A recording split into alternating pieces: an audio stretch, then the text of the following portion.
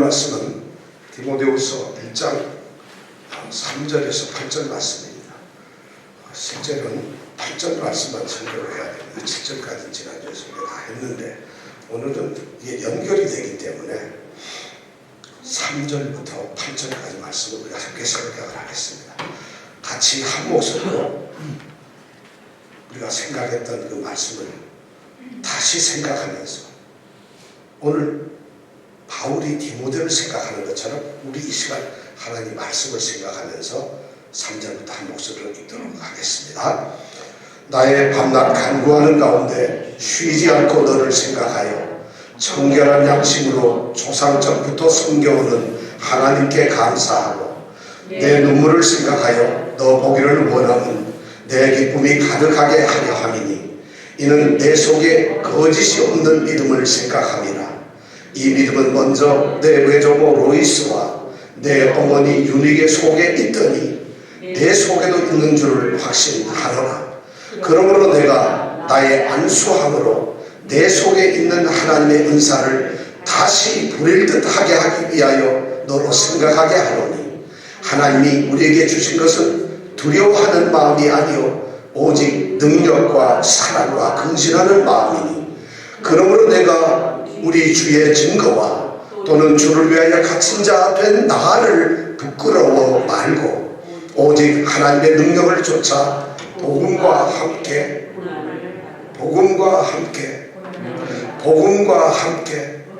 오직 하나님의 능력을 쫓아 복음과 함께 뭘 받으라고요?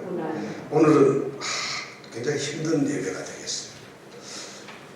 복음을 받아들여서 하나님의 자녀가 되면 출세를 하거나 돈을 벌거나 명예가 있거나 아니면 건강해지거나 뭐가 능력이 있어야 되는데 오늘 바울 사도는 복음과 함께 고난을 받으라.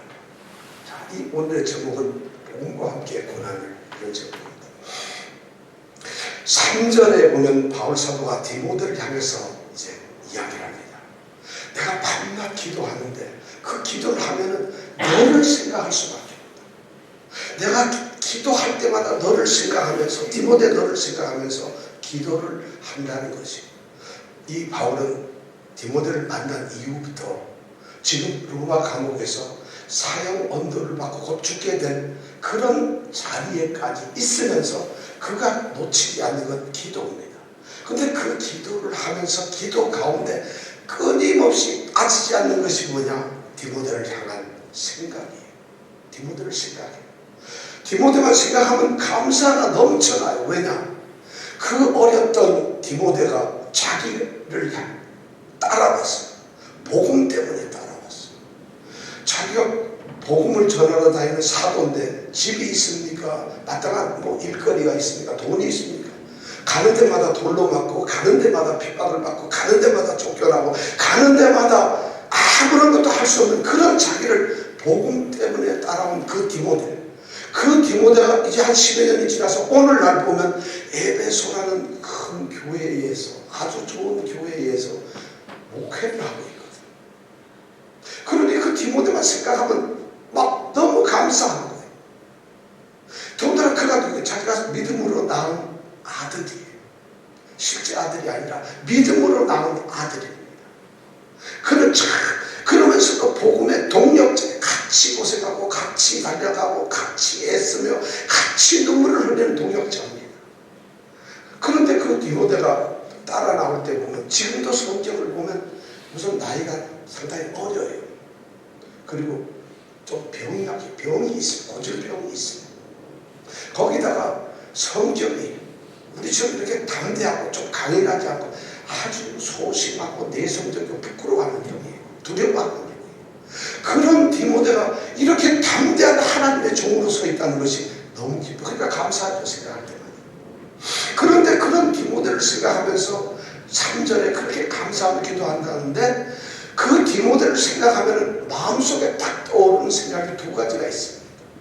디모데 그러면 바울 사도의 가슴을 치는 생각이 두 개가 나타나요. 디모데만 하면 떠오르는 게 있다.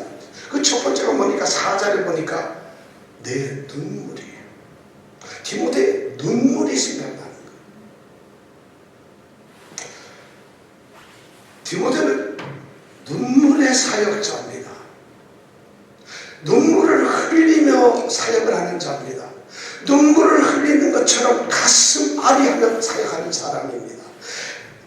사역하는 그 사역 성도들을 보면서 자신의 감정이 쓰러진 것처럼 아리는 것처럼 아프면서 그들을 사랑하고 그렇게 사역을 하는 눈물의 사역자예요. 열정을 가지고 있어요. 그러니까 오죽하면 눈물의 사역자. 그는 사역을 하면서 디모데만 생각하면 눈물, 그는 하나님 앞에서 하염없이 눈물을 흘리면서 간구하는 자였어요. 성도들을 향해서는 끊임없이 사역 가운데 눈물을 흘리며 그들을 위해 기도하고 그들을 위해서 헌신하는 사역자입니다. 그뿐만 아니라 그는 자기의 사역을 생각하면 이것을 잘 감당하기 위해서 열정적으로 기도하며 눈물을 흘리는 그런 사역자입니다. 그러니까 디모데만 생각하면 딱 떠오르는 게 눈물, 이것이 생각난다. 이것이 첫 번째. 그리고 디모데를 통해서 생각나는 두 번째가 있어요. 그럼 5절에 보니까 뭐예요? 내 속에 거짓이 없는 믿음이에요. 디모데에 그러면 생각나는 게 눈물, 그리고 거짓이 없는 그의 믿음이라. 꾸미지 않는 믿음이에요. 형식적으로 왔다 갔다 하는 믿음이 아니에요. 그가 고난을 받았을 리가 없잖아요. 그가 가식적으로 위선적으로 믿음이 있는 것처럼 하는 믿음이 아니라 거짓이 하나도 없는 순전한 믿음이에요. 참된 믿음이에요. 진리 가운데 있는 그런 믿음을 가진 사람이에요.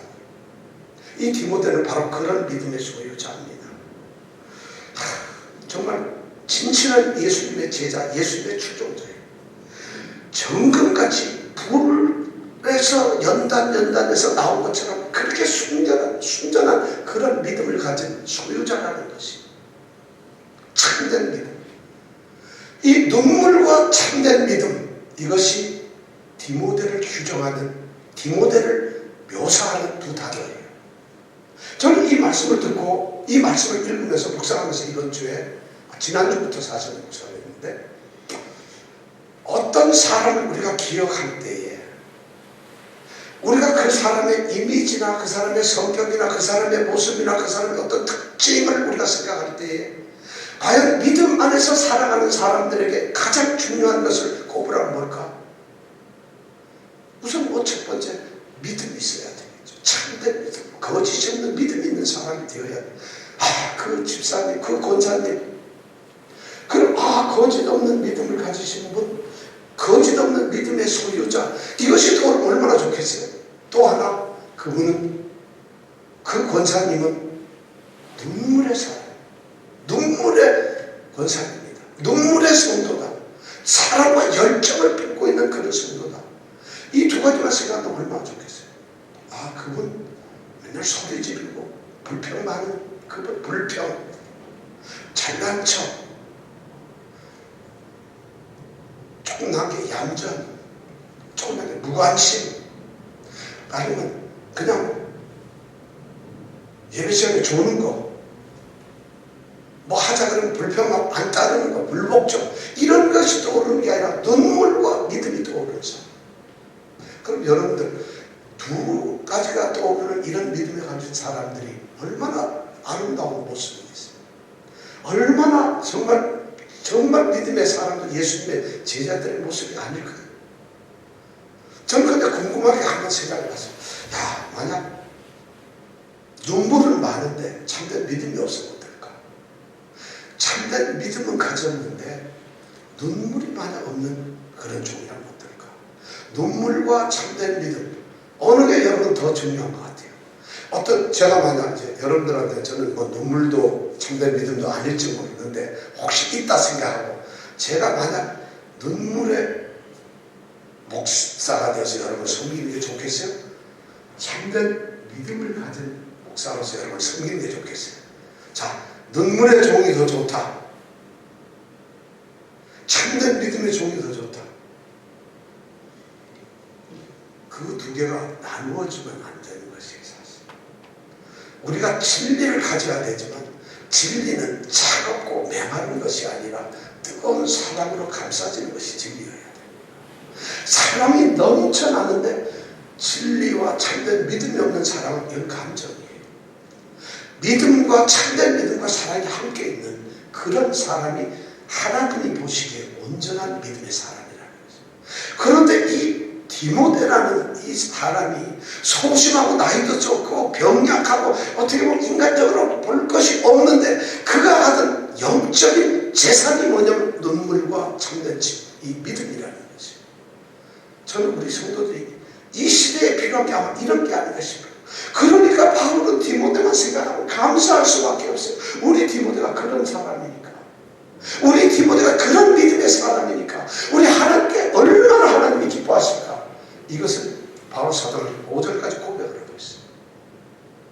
그런 디모데를 생각하면서 감사하는 이 디모데가 6절에 보면 어떤 말이 나오냐면, 그 디모데가 뭔가 지금은 에베소 교회의 문제 때문에 일어나는 일 때문에 또는 환경 때문에 어쩌면 코로나는 아니로군, 하여튼 뭐 이런 지진이나 또는 식량 공급이나 가뭄이나 하는 교회 안에 어떤 말다툼이나 분쟁이나 교회 안에 어떤 문제 때문에 상당히 힘들고 있어요. 힘들어하고 있는 것 같은 걸 이야기를 들었던 것 같아요. 그러니까 그 디모데에서 디모데가 지금 뭔가 침체해 있고 뭔가 이렇게 좀 가라앉아 있는 것 같은 것을 듣게 됐어요. 그 사람 눈물과 그 참된 믿음을 가진 디모데조차도 가라앉는 것 같아요. 그러니까 6절에 뭐라 그래요? 이제 나의 안수함으로 내 속에 있는 하나님의 은사를 다시 불을 듯하게 하기 위하여 너로 생각하게 한다는 거예요. 하나님의 은사, 네가 가지고 있는 사명, 네가 하나님께로 맡은 그런 특별한 은사, 능력, 사명감, 하나님이 너를 부르신 목적, 이것을 다시 불타오르게 하라는 거예요. 그것을 생각하면서, 이 바울이 이런 말을 쓸 때에는 디모데는 눈물도 있고 참된 믿음도 가진 좋은 성도지만 그것이 그 사람을 하나님이 기뻐하시는 완전한 성도로 만드는 것이 아니라, 지금 바울사도 6절에서 그러한 믿음의 바탕을 가지고 있다면, 그러한 믿음의 소유를 그 하나님이 주셨다면 너에게 맡긴 사명을 감당하라, 사명을 불타오르게 하라, 사명을 갖다가 절대로 그렇게 놔두지 말라. 잠시도 하나님이 우리에게 주신 것은 휴식이 있을 수가 없다. 하나님이 우리에게 주신 하나님의 그 은사는 한순간도 멈춰서는 안 된다는 것이, 하나님이 우리에게 주신 그 하나님의 은사 사명은 어떠한 경우에도 식어서는 안 된다는 것이. 감옥에서 죽음을 앞둔 이 바울이 그 디모데를 향해서 생명의 복음을 위해서, 하나님이 기뻐하시고 세우고자 하시는 하나님의 나라를 위해서, 그 하나님이 너에게 주신 하나님의 사명을, 그 하나님의 은사를 꺼뜨리지 말라, 꺼버리지 말라, 식어서 사그라들게 하지 말고 다시 불타오르게 너의 은사를 생각하고, 이걸 지금 디모데에게 지금 편지를 쓰면서 너는 하면서 그 얘기를 하고 있어요. 너의 사랑의 눈물, 너의 참된 믿음, 거기에다가 네게 준 사명을 불태우려라. 그런 사역자가 되어라. 그런 복음의 사람이 되어라. 그런 하나님의 사람이 되라고 지금 얘기하고 있습니다. 오늘 이 말씀을 보면서 저는 또 한 주 동안 또 생각을 해봤어요. 하나님이 내게 주신 사명이 뭘까? 하나님이 내게 주신 은사가 뭘까? 우리 하나님께서는 우리 사랑하는 집사님을 위해서 어떤 은사를 주셨을까? 우리 권사님을 위해서 어떤 은사를 주셨을까? 이런 생각을 제가 한번 해봅니다. 그렇다면 우리에게 가장 중요한 것이, 우리가 가진 믿음이 있지만 우리는 하나님께서 우리에게 주신 은사를 생각을 해야 된다는 거지. 그걸 끊임없이 돌이키면서 생각을 해야 된다는 거지. 그냥 아무 생각 없이 깨닫지 아니하고 무의식적으로 살아가는 그런 신앙이 아니라, 하나님은 내게 어떠한 은사를 주셨느냐, 어떤 소명을 주셨느냐, 어떤 사명의식을 내게 주셨느냐, 내가 무엇을 하기를 원하시냐, 내게 특별한 재능을 뭘 주셨느냐, 하나님은 나를 통해서 기쁨과 영광을 받기 위해서 내게 어떤 것을 허락하셨느냐 하는 것을 생각을 하면서 살아가는 거지. 인생살이도 마찬가지지만 하나님께서는 하나님 나라를 위해서, 하나님의 복음을 위해서 그것을 원하고 계세요. 생각을 하는 거예요. 생각만 하는 것이 아니라 그걸 내 속에서부터 불타오르게 하라는, 불타오르게 하라는. 우리가 모닥불 피워놓고 둘이 앉아서 우리들의 이야기는 끝이 없어. 유다 가사인데 모닥불이라는 그 노래는 모닥불 우리가 피워놓으면은 활활 타오르다 나중에 보면 잿더미처럼 아무것도 없어요. 근데 불은 있는데 까맣게 불이 없는 것처럼 되죠. 믿음의 사명이란 그래서는 안 된다는 거예요. 항상 타올라야 된다. 그렇게 그냥 불이 있는 것처럼 없는 것처럼 그렇게 있어서는 안 되고 타올라야 된다. 믿음의 하나님의 은사를 생각하고 그 은사를 끊임없이 불타오르게 하라고 지금 6절에서 말하고 있습니다. 여러분의 은사를 그렇게 우리는 불태워야 합니다. 왜냐하면 하나님은 우리에게 은사를 주시면서 그 은사를 보관을 하라고 주신 게 아니에요. 그 은사를 사용해서 하나님의 뜻을 위해서 영광을 위해서 일을 하라고 하신 거예요. 우리에게 2달란트를 주신 이유는 2달란트로 2달란트를 남기라고 주신 겁니다.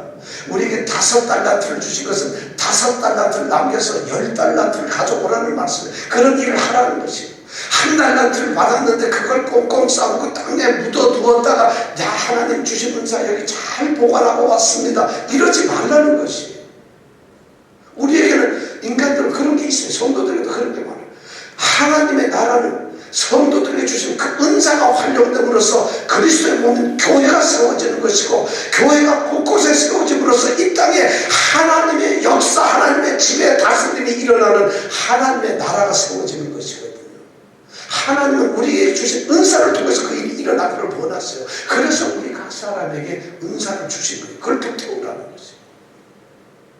그것이 6절까지 말씀이에요. 디모데는 바로 그런 사람인데 그 은사를 바로 키우라는 거예요. 디모데는 아마 복음사역자라는 은사를 받았을 것 같아요. 그런데 하나님이 오늘 말씀해 보니까 그런 복음사역자 하나님의 사람들에게 정말 경고하고 있는 조심해야 될, 피해야 될, 마땅히 경계해야 될 2가지를 오늘 이야기하고 있어요. 말씀입니다. 7절에 보니까 첫째로 경계하는 마음이 두려워하는 마음. 두려워하지 말라는 것이에요. 하나님이 우리에게 주신 것은 두려워하는 것이 아니라는 거예요. 이 말은 뭐냐면 두려워할 수 있다는 것이에요.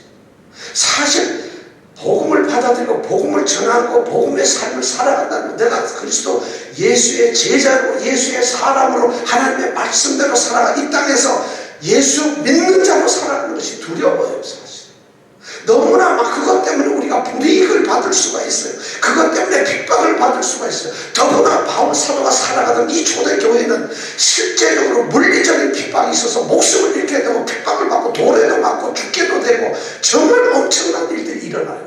그런 복음을 가지고 살아가는 사람들에게 일어나는 그런 핍박과 위험과 모든 것이 생기는데 두려워하지 말아요.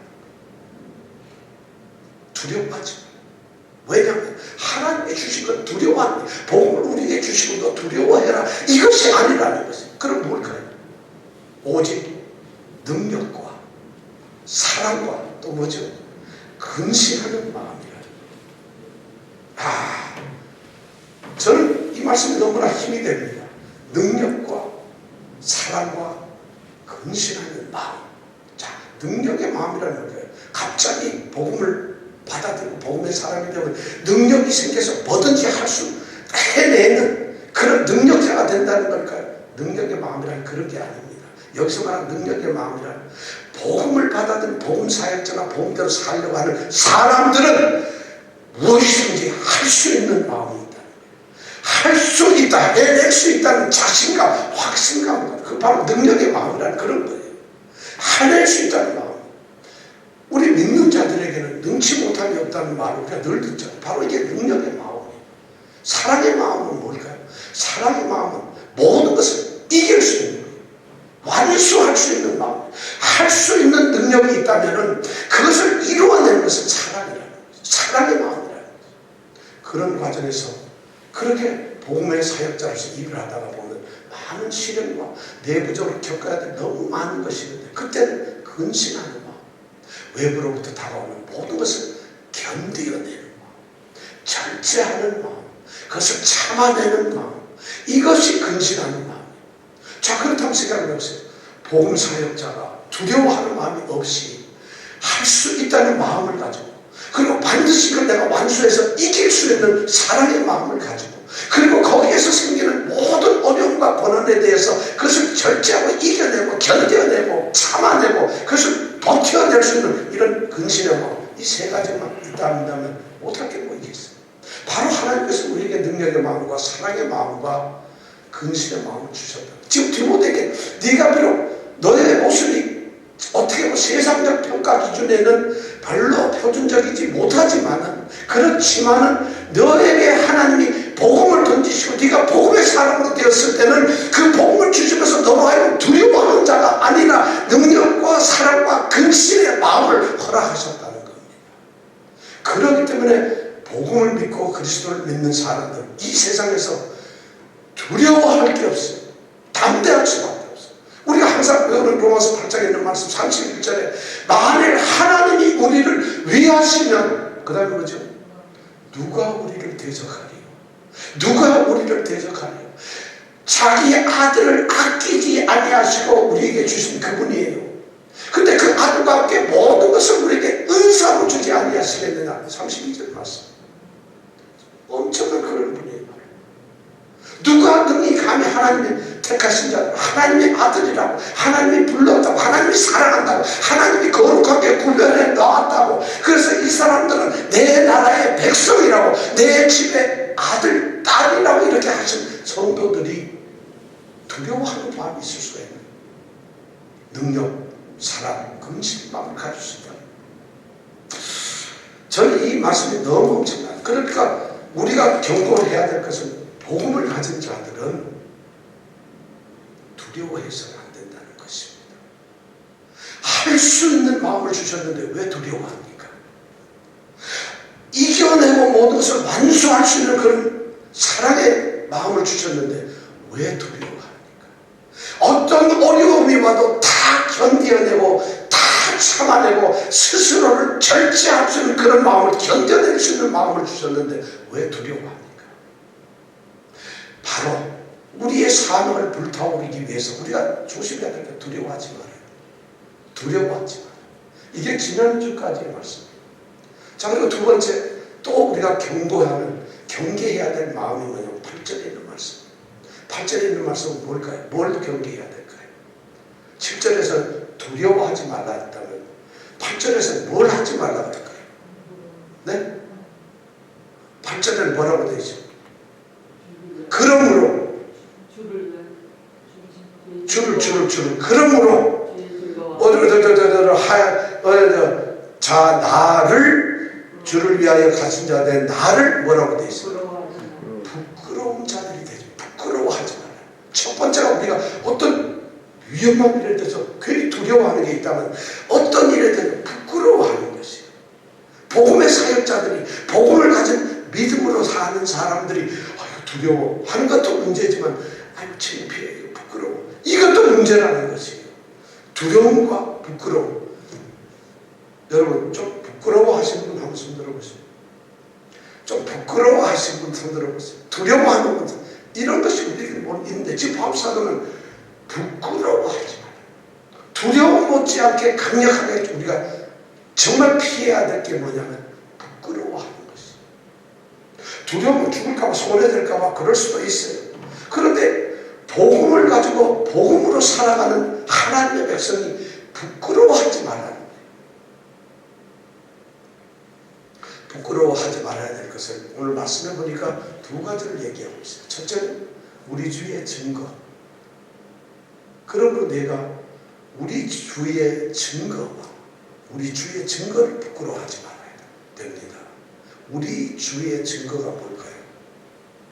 이 말은, 이 헬라어 용어는 말이죠, 이렇게 써놓고 해석을 한 두 가지, 세 가지로 합니다.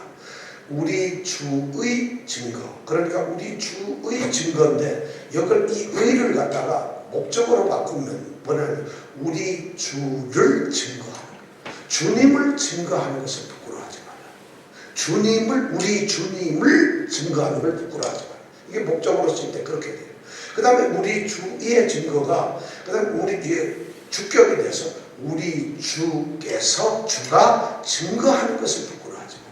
우리 주님께서 가르쳐 주신 말씀, 교훈, 우리 주님의 사랑, 주님과 함께 관계됐던 주님의 말씀이며 주님의 했던 일이며 주님이 우리에게 부탁했던 그런 주님께서 우리에게 증거하시고 이 땅에서 했던 그런 일을 부끄러워하지 말라. 주님 자신을 부끄러워하지 말고 우리 주님을 나타내고 그리스도를 얘기하는 주님을 부끄러워하지 말고 주님이 가르침을 부끄러워하지 말고 이걸 합쳐서 복음을 부끄러워하지 말고 복음을 부끄러워. 우리는 이 땅에서 그리스도인이 되고 복음의 사람이 되면서도 그런 것을 부끄러워해요. 옛날에 제가 직장을 다니고 이럴 때 보면은 교회 다니는 것이 때로는 부끄러울 때가 있어요. 두려워할 때도 있어요. 교회 다니기 때문에 손해보는 게 많아요. 예를 들어서 교회 회사에 부서에 나온 경비가 있다 하자. 근데 돈이 좀 남았어. 그럼 이 돈 가지고 안 써야 되는데 그 돈을 가지고 우리 사람 5명이니까 나누기고 해서 나눠가자. 나는 과장이니까 조금 더 가지고 5점 조금 더 가져가고 나는 부장이니까 조금 더 가지고 넌 대리니까 좀 덜 가지고 이럴 때 이거 이러면 안 되지. 출장을 갔다 왔는데 돈이 남았어요. 이걸 반납을 해야 되나? 출장 가서 내가 아껴 썼으니까 내 돈인가? 이럴 때마다 우리는 예수를 믿는 것 때문에 양심적인 어떤 두려움이 있어요. 그런 것이 괜히 손해보는 거예요. 예수 믿기 때문에 손해보는 거예요. 주일날 일을 나가야 되나 말아야 되나? 예수를 믿는 사람들이기 때문에 장사를 하는데 좀 물론 깨진 것도 살짝 해가지고 줘야 되니까 저는 두려운 게 많아요. 그런 얘기가 있죠. 예수를 믿는 사람들은 정말 그런 두려움이 있어요. 근데 두려워해서는 안 돼요. 오히려 예수를 믿는 사람은 능력과 사랑과 근신하는 마음을 가져서 두려워하지 말아야 된다는 것이지 아니겠어요. 근데 바로 이 부끄러움이 그런 거예요. 예수를 증거하는 거. 예수 어디 가서 여러분 교회에서 이렇게 저 밖에서 친구 만났어요. 우리 예를 들어서 어떤 집사님이 친구를 만났는데 나 교회 다닙니다. 교회 예수 생명교회 안수 집사입니다. 권사입니다. 그럼 그 상대가 그러세요. 그러니까 좀 창피하시겠네요. 안수 집사라고 예수 생명교회 안수 집사 그러세요. 근데 하나 물어보게 아방이 누구죠? 아방이 누구죠? 모르겠네요.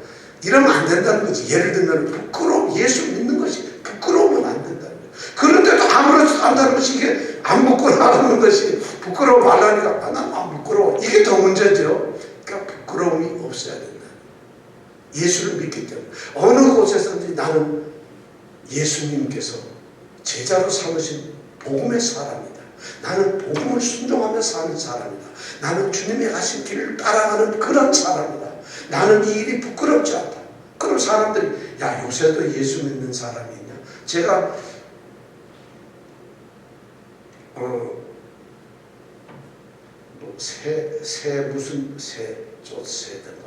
무슨 이런 한국의 유명한 이 목사님들이 만드는 세바시 이거 아시죠? 혹시 세바시? 세바시가 뭐죠? 세상을 바꾸는 시간에서 15분 동안 얘기하는 이런 유튜브에 보면 프로그램이 있어요. 이정은 집사님 혹시 보셨어요? 그게 관심이 없죠. 나오나 노래가 관심이 있지. 사실 세바시 이렇게 관심이 있겠어요. 세바시 참 좋은 얘기. 근데 한국의 유명한 목사들이 새끼새라는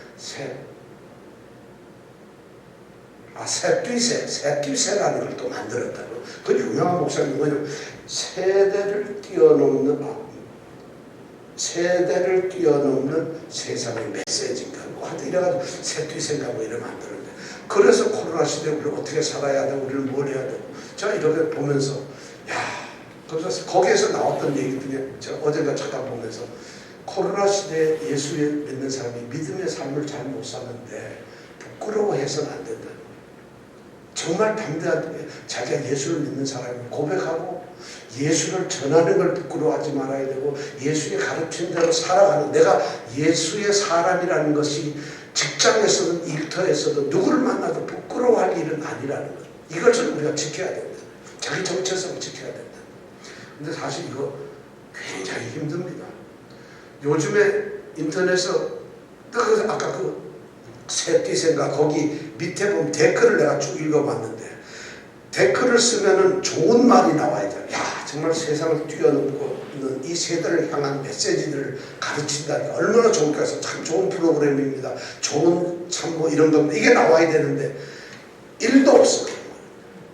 예수쟁이 때문에 세상이 망해. 예수쟁이들은 지 돈만 생기면 교회 먼저 짓지 마라. 교회 짓느라고 헌금 뺏어가는 고리대금 업자들. 뭐 전부 이런 거야. 니네가 무슨 세대를 뛰어넘어 세습하는 목사들. 뭐 전부 이런 댓글로 나와 있어. 야, 예수 믿는 것이 부끄러워요. 근데 세상이 지금 우리를 보고, 왜냐면 이 세상은 우리가 살아가는 방법과 세상이 사는 방법이 달라요. 세상이 요구하는 것과 그리스도 안에서 그리스도인에게 요구하는 것은 서로 달라요. 하나님이 우리에게, 주님이 우리에게 요구하시는 삶의 모습과 세상이 우리에게 강요하고 세상이 우리에게 좋다고 하는 방법이 달라요. 그럴 때 그러면 우리는 어떻게 살아요? 돈을 벌기 위해서는 세상의 방법을 따라가야 돼요. 예수를 믿어가지고 돈 번다는 건 제가 그 성경에 그런 말 하나도 없어요. 그러니까 세월을 벌기 위해서, 공부를 잘해서 좋은 대학을 가기 위해서, 그 다음에 뭐 예를 들어서 출세하기 위해서, 그 다음에 좋은 친구를 만나기 위해서, 뭐 이런 건 전부 다 세상의 가치관인데 그렇지 않아요. 근데 예수를 믿는 것이 부끄러운 세대가 되어버렸는데, 오늘 바울 사도는 그 디모데에게, 에베소라고 하는 도시에서 목회하고 있는 이 디모데에게 부끄러워하지 말아요. 사실 부끄러울 수밖에 없어요. 에베소는 이 소아시아 지역의 로마나 똑같은 거예요. 로마 시민들도 많은데 거기는 아데미라고 하는, 다이아나라고 하는 여신을 섬기는 어마어마한 큰 성전이 있어요. 거기에 뭐 참배객들이 수만 명이 몰려요. 거기서 일하는 창녀급 이 여자 사제들이 1000명이 넘어요. 매일 그 사람들이 저녁에 잔치하고 제사하고 이래요. 그런데 디모데가 섬기고 있는 에베소 교회는 어떨까요? 안 그렇잖아요. 그러니까 어디 가서 야, 예수 믿어, 부끄러운 일이죠. 다이아나 신을 섬기는, 나는 다이아나 신의 아들이다, 이게 훨씬 더 모양이 낫지 않겠어요? 예수 믿는 게 부끄러워. 오늘날도 어쩌면 예수 믿는 게 부끄러울지 몰라요. 근데 부끄러워하지 말아요. 그래서 바울 사도도 아마 부끄러워했는지 로마서 1장 16절에 보면 로마 교회를 향해서 편지를 쓰면서 고린도에서 내가 복음을 부끄러워하지 아니하노니 이런 말을 써요. 아마 복음이라는 게 좀 부끄러웠는 건지도 모르겠어요. 그러니까 나는 복음을 부끄러워하지 않는다 하고 이렇게 편지를 쓰고 있어요. 여러분, 예수 믿는 게 부끄러우세요? 복음이 부끄러우세요? 혹시 친구분들한테 또는 아는 사람한테 사업의 비즈니스 관계 때문에, 어떤 고객 때문에, 또는 뭐 나하고 가까운 어떤 친척한테 예수 믿는 것 이야기하는 것이 부끄러우세요? 예수를 말하는 것이 부끄러우세요? 내가 예수 믿는 사람이라는 걸 드러내는 것이 부끄러우세요? 내 딸한테, 내 아들한테 내가 예수 믿는 집사라고 얘기하는 것이 부끄러우세요? 복음이 부끄러워지면 안 된다는 것이죠. 믿는 것, 예수를 믿는 것, 예수를 전하는 것이 부끄러워서는 안 되는 것이죠. 바로 우리 주의 증거를 부끄러워하지 말라는 것이 첫 번째. 또 하나, 두 번째 부끄러워하지 말아야 될 게 뭐냐면 주를 위하여 갇힌 자 된 나를 부끄러워하지 말아요. 바울을 부끄러워하지 말아요. 바울은 누구냐? 주님을 위해서 옥에 갇힌 자들. 갇힌 자들. 감옥에 갇혀있어요. 그런 바울을 보면서 이 바울을 믿음의 아버지로 생각한 디모데들은 부끄러워하지 말아요. 오늘날로 말하면 복음을 위해서 고난을 받는 우리 믿음의 동료들을 부끄러워하지 말라는 것이죠. 복음의 사역을 위해서 전원 오지에서 고통을 받는 그런 우리의 선교사들을 부끄러워하지 말라는 거예요. 복음 때문에 교회 안에서 헌신하며 애쓰는 우리의 믿음의 형제 자매들을 부끄러워하지 말라는 것이에요. 복음대로 살아가려고 하면서 힘들면서 고난을 당하면서 그렇게 정말 힘들게 그렇게 살아가는 사람들, 그 사람들을 부끄러워하지 말라는 것이에요. 더 나아가서는 복음 때문에 내가 감옥에 갇히는 자 되는 것조차도 부끄러워하지 말라는 것이에요. 엄청난 얘기를 하고 있어요. 부끄러워해서는 안 돼요. 예수님을 부끄러워해서도 안 되고, 예수님을 전하는 걸 부끄러워해서도 안 되고, 예수님을 전함으로써 당하게 되는 그런 어떤 조롱, 모욕, 비판 이런 것을 부끄러워하지 말라는 것이에요. 왜 그랬을까요? 엄청난 말씀을 우리에게 들려주고 있어요. 예수님께서 마가복음 8장 38절에서 이렇게 말씀을 하고 있어요. 여러분들 오늘 성경 우리 주보 교회 소식에 보면은 성경 말씀 거기에 보면 마가복음 8장 38절이 있어요. 다 같이 한 목소리로 한번 읽어볼까요? 시작. 다시 읽겠습니다. 8절. 거기 보면 파란 글씨로 두 번째 마가복음 8장 8절 이렇게 쓰여있죠. 다 같이 한 목소리 읽겠습니다. 시작. 누구든지 이 음란하고 죄 많은 세대에서 나와 내 말을 부끄러워하면, 나는 예수님이에요. 나 예수님과 예수님의 말을 부끄러워하면 인자도 예수님께서 아버지의 영광으로 거룩한 천사들과 함께 올 때에 누구를 부끄러워하리라? 부끄러워하는 그 사람을 주님조차도 부끄러워한다. 주님이 오셔서 심판날에 마지막 날에 와서 이 집사 난 나를 부끄러워했지, 나도 네가 부끄러워, 이렇게 하지 말라는 것이에요. 이 부끄러워한다는 것은 주님께서 우리에게 이렇게 명령을 하고 계세요. 이거 예수님이 한 말이에요. 예수님이 이 말을 왜 했느냐면은 예수님대로 너희는 나를 누구라 하느냐, 주는 그리스도시요 살아계신 하나님의 아들입니다, 이런 말을 하니까 예수님이 좋은 고백하는데, 그러면서 알아둬라, 내가 잠시 후면 예루살렘 올라가서 제사장 서기관들한테 붙잡혀가지고 십자가에 못 박혀 죽는다. 주님 안 됩니다. 그런 일이 어떻게 돼? 야, 이 사단아 물러가라. 그러면서 하시는 말이 이런 말씀이에요. 누구든지 이 음란하고 죄 많은 세대에서 나와 내 말을 부끄러워하며 인자가 아버지의 영광으로 거룩한 천사들하고 함께 오는 그날에 그 사람을 부끄러워했던 그 사람을 부끄러워하리라. 이 주님의 말씀, 이런 말씀이었어요. 부끄러워하지 말라는 것이 절대로.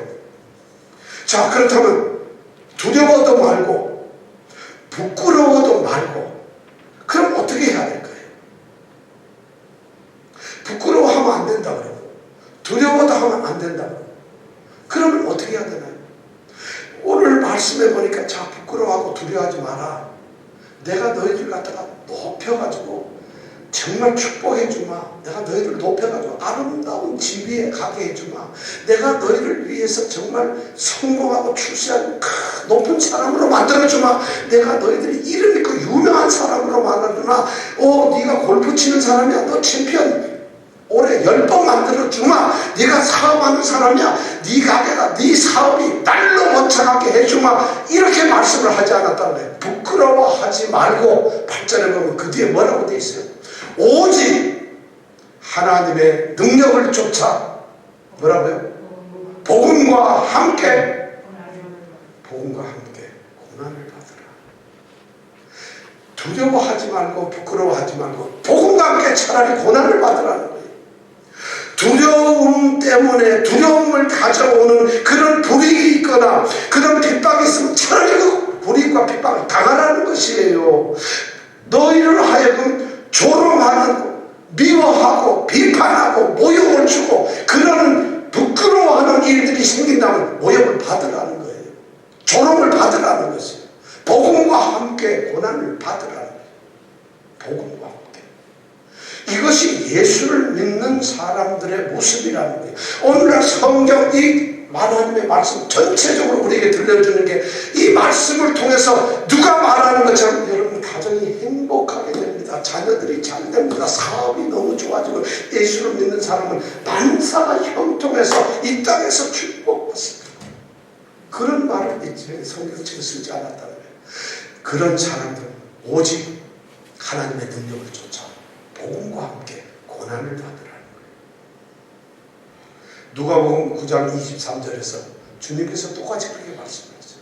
아무든지 나를 따라오려거든 십자가에 이제 죽게 되고 땅에 장사하게 되고, 그리고 참 어떻게 보면 죄도 없는데 죄인인 것처럼 십자가에 못 박혀서 죽고 사람들의 모욕과 침뱉음과 조롱을 당하면서 네가 하나님 아들이 한번 내려와 볼래? 이런 조롱까지 받아가면서 죽어가요. 그런 예수님께서 그런 고난을 받기 직전에 누가복음 9장 23절에서 제자들을 향해서 말합니다. 아무든지 나를 따라 오려거든 자기를 부인하고 날마다 제 십자가를 지고, 내가 십자가를 지고 죽었어, 제 십자가를 지고 나를 따를 것이니라. 예수님을 따른다는 게, 복음을 받아들이고 복음을 산다는 게 복음과 함께 고난을 받는 거예요. 자기를 부인하는 것이고 십자가를 치고 자기의 십자가, 예수님이 예수님의 십자가를 졌듯이 우리도 우리의 죽음의 길을 가야 된다는 것입니다. 나의 자신이 존재하지 않는 것처럼 디스해버리는 거예요. 부인하는 거예요. 난 아무것도 안, 나를 부인해버리고 십자가를, 내 십자가, 내 죽음의 길을 가는 것이, 이것이 바로 주님을 따르는 제자도의 길이라고 주님이 그렇게 선언했어요. 그러니까 바울 사도는 지금 디모데를 향해서 내 눈물, 너의 거짓없는 믿음 나 정말 생각해요. 그렇지만 네 속에 있는 너의 사명감 불태워요. 다시 두려워하지도 말고 부끄러워하지도 말아요. 이렇게 딱 얘기했을 때 너는 복음을 위해서 위대한 용사가 되어라가 아니라 복음과 함께 고난을 받아라. 조롱당해라. 핍박을 받아라. 감옥에 가겠다면 가라. 두드러 맞게 되면 맞아라. 핍박 모든 것을 받아들이고 고난을 받으라고 이런 권고를 지금 하고 있다는 것이, 이것이 바로 복음의 일이라는 것이에요. 복음은 결코 고난을 피할 수 없습니다. 왜냐하면 십자가에 달리신 그분이 그런 말씀을 우리에게, 복음이라는 게 그런 거거든요. 요한복음에서 예수님은 제자들 이제 마지막 날 밤 저녁에 그런 얘기를 하죠. 세상이 너희를 핍박하고 미워할 거예요. 그럴 때가 되면 너희들은 먼저 생각하는 게 너희보다 나를 더 먼저 미워했다는 걸 기억하라는 거예요. 세상이 너희를 미워하고 핍박을 할 거야. 왜냐하면 너희는 세상에 속하지 아니하고 나한테 소속되어 있기 때문에, 자기한테 소속이 안 되기 때문에 너희들을 핍박하는 거야. 너희를 구박하는 거야. 그렇다면 우리는 세상에 소속되지 않고 세상에 얽매이지 아니하는 사람들이니까 핍박은 피할 수 없는 당연한 것이에요. 그렇게 핍박을 받고 죽었던 그분이, 십자가를 진 예수님이 나를 따르거든 자기를 부인하고 자기 십자가 지고 따르라고 말씀했다면 따라야 되죠. 우리는 죽었어요. 사실은 예수 믿는 여러분 죽었습니다. 고난받는 거예요. 그런데 예수 믿으면 큰 교회 가면 다 좋아지고 조그만 교회 가면 다 고난받는 거 같이 설교를 해요. 조그만한 교회 가면은 고난받는 거 이런 거 설교를 하는데, 큰 교회 가면, 강남 가면 집사님들 행복하지요. 여러분 참 우리에게는 걱정 근심이 없어요. 하나님 우리와 함께 하시니까. 야, 사업도 하나님이 앞길에서 불기둥 구름 기둥이 되어주시니까요. 우리 건강, 자기 매일 피트니스 가서 운동하니까 건강 하나님이 지켜주세요. 거기에 가서 고난을 받으라 그러면, 아, 절로 갈까? 절이 좀 날려나? 복을 주나? 이렇게 된다는 거예요. 지금 여기서 고난을 받으라. 그런데 저는 성경이 정말, 하나님께서는 우리에게 정말 위대한 말씀을 주세요. 복음과 함께 고난을 받으라 하고 그냥 생고생하고 고난을 받으라 이렇게 말씀을 하지 아니하고, 오늘 말씀 8장에 보니까 너무 놀라운 말씀, 오직 하나님의 능력을 쫓아 복음과 함께 고난을 받으라. 그냥 복음과 함께 고난을 받으라 그랬으면 주여 나 죽었습니다. 그런데 하나님께서 우리에게 뭐라고? 오직 뭐라고? 하나님의 능력을 쫓아, 전능하신 엘샤다이 하나님, 모든 것을 창조하신 그 하나님의 능력을 쫓아서 복음과 함께 고난을 받으라는 거예요. 그럼 복음을 우리는 어떻게 해요? 복음과 고난을 받으면 그 고난이 이길 수 있다. 요 아멘도 잠시라는 거예요. 하나님의 능력이 뭘까? 요걸 또 잘못해요. 바울 사도는 로마서 아까 1장 16절에 로마의 편지를 쓰면서 내가 복음을 부끄러워하지 아니하노니 이렇게 얘기를 해요. 그리고 그 절 바로 뒷줄에다 뭐라 쓰냐면, 이 복음은, 내가 복음을 부끄러워하지 않는데 이 복음은 모든 믿는 자에게 구원을 주시는 하나님의 능력이 됩니다. 자, 그러면 이 복음은 하고 가로칩니다. 모든 믿는 자에게 구원을 주시는, 여기까지 가로를 딱 치면 이 복음은 하나님의 능력이 됩니다. 그럼 복음은 뭐예요? 복음이 하나님의 능력이라는 거예요. 그러면 오직 하나님의 능력을 쫓아, 이 말은 오직 복음을 쫓아 복음과 함께 뭐를 하라고? 고난을 받으라. 아니, 아멘 했더니 갑자기 복음을 쫓아서 복음과 함께 그럼 더 죽으라는 거 아니겠어요? 이런 말씀을 우리가 잘못 오해하면 하나님께서 이제 지켜줍니다. 이게 아니라 복음을 쫓아 복음을 따라서 복음과 함께 고난을 받으라 이렇게 말씀하고 있는 거예요. 그러나 그 복음이 바로 우리를 구원하는 하나님의 능력이라는 거예요. 믿기만 하면 우리를 구원하는 것. 이 구원이라는 말은 우리가 죄에서 건져낸다는 것도 구원이지만, 어려운 가운데서 걷어내고 고통 가운데서 건져내는 것, 원수들의 소나기에서 건져내는 것, 경제적 어려움에서 병마중에서도, 근데 우리가 겪는 어떤 마음의 그 고통과 괴로움과 그런 모든 그런 악한 세상 가운데서, 악한 가운데서 건져내는 것이 뭐냐? 구원이라는 거예요. 하나님의 구원은 그렇게 종합적이라는 거예요. 그러니까 우리가 복음을, 이것이 은혜라고 능력이라고 한다면 복음을 쫓아서 복음과 함께 고난을 받아야 된다는 것이죠. 이것을 잘 설명해 놓은 것이 바로 고린도전서 1장 21절에서 25절 말씀, 다시 주보를 보시면은 아까 읽었던 말씀 그 밑에 우리가 성경 말씀을 기록해 놓고 있습니다. 자, 이 말씀을 홀수 번호는 제가 읽고 짝수 번호는 여러분들이 읽기 바랍니다. 그리고 마지막 홀수 번호는 같이 읽습니다. 하나님의 지혜에 있어서는 이 세상이 자기 지혜로 하나님을 알지 못하는 거로 하나님께서 전도에 미련한 것으로 믿는 자들을 구원하시기를 기뻐하셨도다. 우리는 십자가에 못 박힌 그리스도를 전하니 유대인에게는 거리끼는 것이요 이방인에게는 미련한 것이로되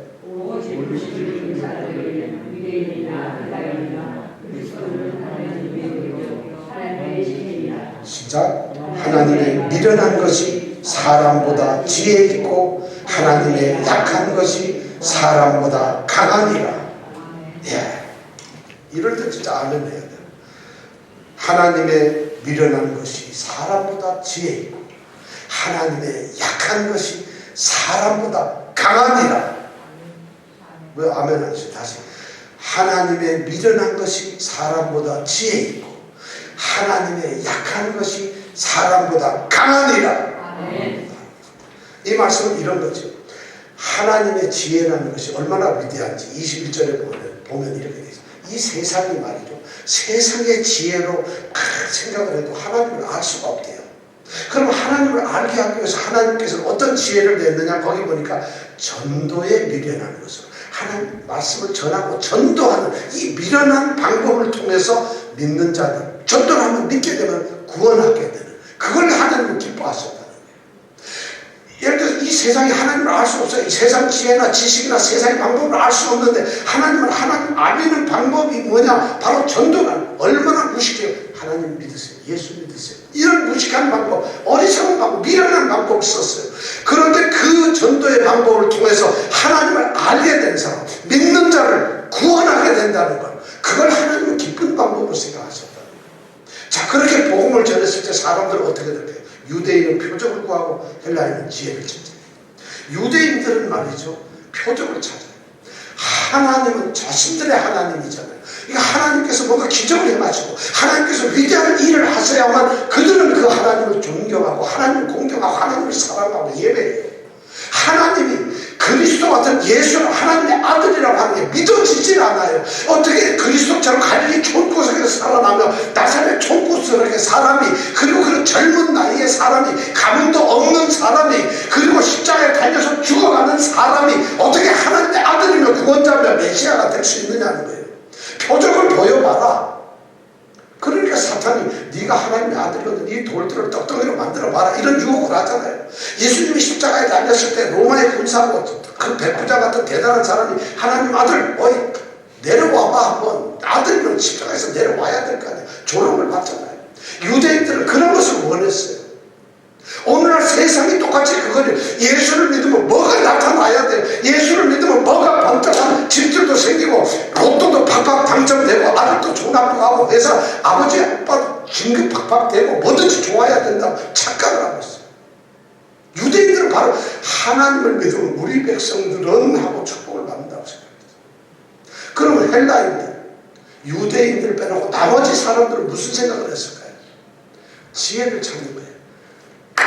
합리적인 거, 위대한 사상이나 철학, 이런 것을 원해요. 예수를 믿어. 야, 어떤 사람이 갈릴리에 태어나가지고 이제 갈릴리 촌에 살았는데 장가다가 안간 30몇 살이 무슨 길거리 애들, 젊은 갈릴리 이 어부들 한 10명 데리고 달아다니고 아줌마들 한두 명 따로 다니면서 하나님 나라가 갖고 왔다, 복을 받아, 나를 믿는 자는 천국이 있다, 이러고 돌아다니는데 그래가지고 구원을 얻냐? 최고의 우리가 어떤 삶을 얻겠느냐? 얼마나 미련하고 유치한 일이에요. 사람들이 볼 때는. 그러니까 우리가 조롱을 당하는 거예요. 그러니까 유대인한테 핍박을 받았는데, 그래서 이것 때문에 두려워하지도 말고 조롱 부끄러워하지도 말라는 거예요. 왜냐하면은 23절에 보니까 엄청난 얘기를 하고 있어요.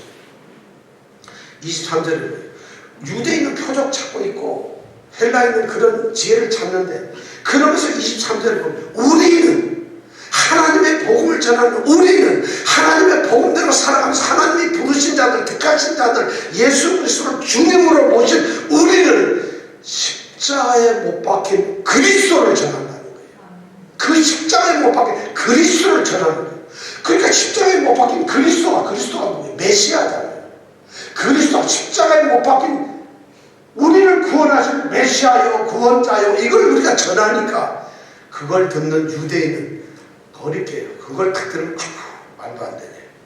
구약 성경 레위기서나 이런 데 보면 죄진 가장 하나님께 저주를 받은 사람이 십자가 나무 틀에 발려서 죽는데, 십자가에 못 박혀 죽은 예수가 우리의 구주원자라, 저주받은 자가 어떻게 우리의 구원자가 될 수 있느냐. 그러니까 뭐 받아들일수록 마음에 꺼려져요. 그 다음에 이방인들 보면 정말 미련한 얘기예요. 말이 안 통하잖아요. 십자가에 못 박고 그리스도를 전하면서 이분이 구원자라니까 안 되잖아요. 그런데 24절에 보니까 바울 사도는 위대한 고린도 선언을 합니다. 오직 부르심을 입은 자들에게는, 우리를 말하는 거예요. 오직 부르심을 입은 자들에게는, 그들이 유대인도 좋고 헬라인도 좋고 누구나도 좋다. 그리스도는, 예수 그리스도는 하나님의 능력이다, 하나님의 지혜다, 이 얘기를 하는 거예요. 오직 부르심을 입은 자들에게는, 유대인이나 헬라인이나 그리스도는 하나님의 능력이요 하나님의 지혜다. 자, 그리스도가 누구라고? 하나님의 능력이에요. 아까 얘기했죠. 오직 하나님의 능력을 쫓아 복음과 함께 고난을 받으라. 하나님의 능력이 뭘까요? 그리스도예요. 그리스도. 예수님 자신이 하나님의 능력이라는 거예요. 그러니까 우리는 오직 하나님의 능력을 쫓아, 이 말은 오직 예수님을 바라고 예수님을 쫓아서 복음과 함께 고난을 받으라는 것이에요.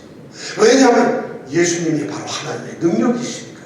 그분이 우리를 구원하실 수 있고, 그분이 우리를 모든 죄에서 건져낼 수 있고, 그분이 우리를 영광스러운 하나님 나라로 이끌어 주실 분이기 때문이에요. 그분이 우리를 하나님의 아들로 삼도록 그분이 하시는 거예요. 그러니까 예수 그리스도가 진정한 능력이 되는 거예요. 부끄러움이 어디 있을 수 있나요? 두려움이 어디 있을 수 있나요? 고난이 뭐가 무섭겠어요? 그분이, 우리가 그리스도를 쫓아서 그분이 나의 능력이 되셨는데, 그러면서 그분을 전하는 복음과 함께 고난을 받는 것이 왜 두렵겠느냐는 거예요. 지금 오늘 그 말씀을 우리에게 전해주고 있어요. 그리스도가 하나님의 능력입니다. 그리스도가 정말 하나님의 지혜입니다. 세상은 우리를 비웃어요. 예수 믿기 때문에 비웃어요. 예수 잘 못 믿어서 요즘에는 비웃음을 당하는데 조롱거리가 돼. 예수 믿는 것 X가 저러냐. 예수를 못 믿어서, 안 믿어서, 잘 안 믿어서, 예수 믿는 것 같지 않아서 조롱을 당하는데, 이 당시에 디모데에 향하는 말은 그게 아니에요. 너무 예수를 잘 믿으니까, 세상의 자유가 틀리니까 조롱을 하는 거예요. 세상의 비웃음, 세상의 비판, 반대, 냉소, 모욕, 조롱, 박해, 핍박, 이런 거 두려워하지 마세요. 부끄러워하지 마세요. 오히려 담대하게 하나님의 능력인 그리스도를 쫓아서 바로 복음의 핵심인 그리스도와 함께 기꺼이 고난을 받으세요. 오늘 이 말씀은 해석이 이렇게 정확히 할 수 있어요. 어떻게 하냐면, 하나님이 그러므로 내가 우리 주의 증거와 또는 주를 위해 갇힌 자들 나를 부끄러워하지 말고, 여기서 오직이라는 단어보다는 원어에 보면 차라리 이렇게 되어 있어요. 내가 부끄러워하지 말고 차라리 하나님의 능력을 쫓아 복음과 함께 고난을 받으라는 거예요. 고난을 받는 것이 오히려 더 당당하고 떳떳하다는 것이죠. 그러나 그리스도를 쫓아서 우리가 고난을 받기 때문에 그냥 헛된 고난이 아니라 복음과 함께 고난을 받으라. 그냥 아무 연고도 없이 쓸데없는 고난과 핍박을 받지 말고 그리스도와 함께 복음과 함께 고난을 받는 그런 성도들이 되라는 것이죠. 저는 우리의 삶이, 올해 우리는 그런 삶을 살아가는 성도들이 되기를 정말 간절히 원합니다. 정말 그렇게 되기를 원합니다. 이 시간 같이 한번 찬송을 하겠습니다. 정말 같이 한번 찬송을, 같이 세상에 조롱하는 소리와 세상의 유혹 속에서도 우리는 주의 순결한 신부가 되어야 합니다. 우리의 생명을 주님께 드린다는 것입니다. 주